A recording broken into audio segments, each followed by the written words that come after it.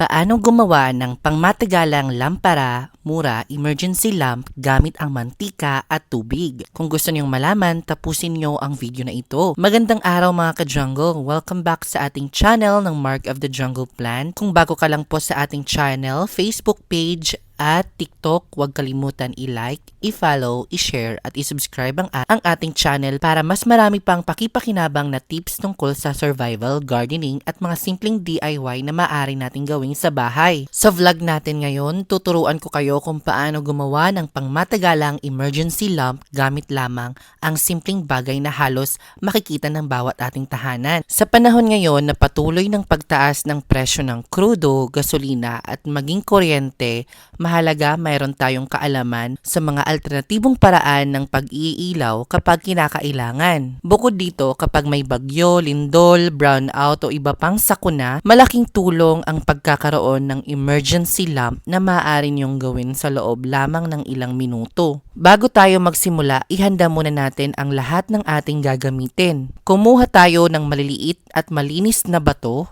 Ang bato ay magsisilbing pabigat sa ilalim ng lalagyan natin upang maging matatag ang ating lampara. Bukod dito, tumutulong din itong suportahan ang cotton wick habang ginagamit. Pangalawa naman, malaking glass container. Kailangan natin ng isang malinaw na glass container o garapon. Mas mainam ang salamin dahil hindi ito madaling masira at sa init kumpara sa ilang uri ng plastik. Siguraduhin lamang na malinis ito bago gamitin. Pangatlo, ang tubig. Maglagay tayo ng tubig sa loob ng lalagyan. Ang tubig ay magiging pangunahin lamang ng ating garapon. Hindi ito nasusunog, makakatulong din ito upang mas kaunti lang ang mantika na kakailanganin. Pang-apat, ang ating mantika.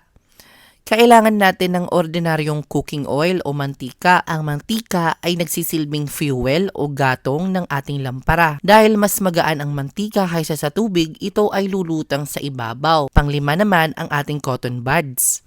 Ngayon naman ay iahanda natin ang cotton buds, tanggalin natin ang plastic o kahoy at ang ating cotton buds na magsisilbing mitsa o wick. Ito ang sisip-sip ng mantika upang magkaroon ng apoy. Pang-anim naman ang lighter. Siyempre, kailangan natin ng lighter o posporo upang sindihan ang ating lampara. Ngayon, kompleto na ang ating mga kagamitan. Simulan na natin. Unang hakbang, ilagay muna natin ang mga bato sa ilalim ng glass container. Pantayin natin ang pagkakalagay upang maging matatag ang lalagyan. Lagyan natin ng malinis na tubig ang garapon. Punuan lamang ito na humigit kumulang ng 3/4 ng lalagyan. Ikatlong hakbang, ngayon naman ay dahan-dahan natin ibuhos ang ating mantika. Mapapansin nyo na hindi ito ihahalos sa tubig. Lulutan lamang ito sa ibabaw. Kaapat na hakbang, ihanda ang cotton wick. Siguraduhin na ibabang bahagi nito ay makakalubog sa mantika habang ang mainit na dulo ay nakausli sa ibabaw. Kapag nasipsip na ng cotton ang mantika, ihanda na itong sindihan. Ikalimang hakbang, gamitin ang lighter at mag-ingat sa pagsindi ng dulo ng cotton. Makikita nyo na magkakaroon ito ng apoy. Kapag maayos na ang pagkagawa, maaari itong magbigay ng ilaw habang may sapat na pang mantika. Kapag maayos na ang pagkagawa, maaari itong magbigay ng ilaw habang may sapat na pang mantika. Maaring nagtatanong kayo kung bakit hindi nasusunog ang tubig. Napakasimple lang ng paliwanag. Ang tubig ay hindi nasusunog, ang mantika lamang ang nasusunog.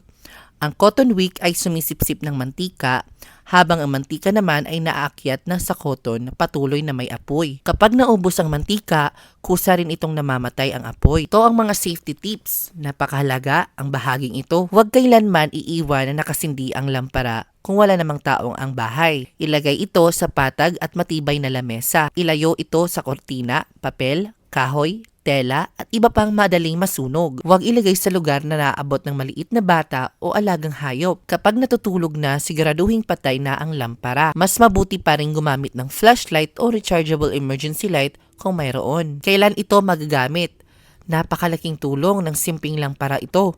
Kapag may emergency, halimbawa, kapag nawalan ng kuryente dahil sa bagyo, kapag may lindol at matagal ang brownout, kapag nasa probinsya o bundok na walang supply ng kuryente, kapag nagka-camping at outdoor activities, maaari itong magsilbing pansamantalang ilaw kung ligtas ang lugar at maingat ang paggamit.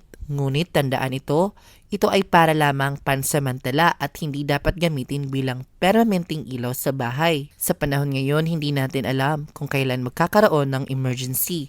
Habang tumataas ang presyo ng gasolina, krudo at kuryente, mahalaga ang pagkakaroon ng kaalaman ng simpleng DIY na maaaring makatulong sa oras ng pangangailangan. Hindi man natin ito mapapalitan ng modernong emergency lights, maaari itong maging alternatibong ilaw kung wala nang kayong ibang magagamit. Ang pinakamahalaga ay laging unahin ang kaligtasan sa paggamit ng anumang may apoy.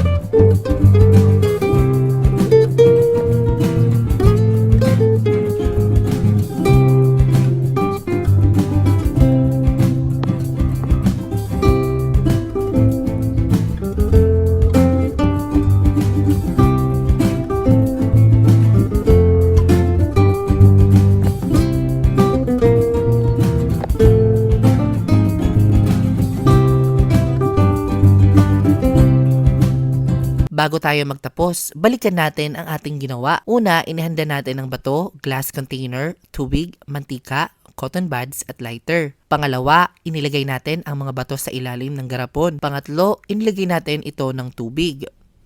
Pang-apat, nalagay tayo ng mantika sa ibabaw ng tubig. Pang-lima, ihanda natin ang cotton wick at inilagay ito sa mantika. Pang-anim, maingat natin sinindihan ang wick upang magkaroon ng ilaw. Napag-usapan din natin kung paano gumagana ang lampara at kung bakit ang mantika lamang nasusunog at ang mahalagang safety reminder sa paggamit nito. Mga ka-jungle, sana ay may natutuhan kayo sa ating DIY emergency lamp sa araw na ito. Ang kaalaman tulad nito ay maaring maging pakipakinabang sa panahon ng sakuna. Ngunit tandaan, gamitin lamang ito na may matinding pag-iingat at huwag iiwan na kasindi walang bantay. Kung nagustuhan nyo ang video na ito, huwag kalimutan i-like, i-share, i-follow at i-subscribe ang ating YouTube channel ng Mark of the Jungle Plants.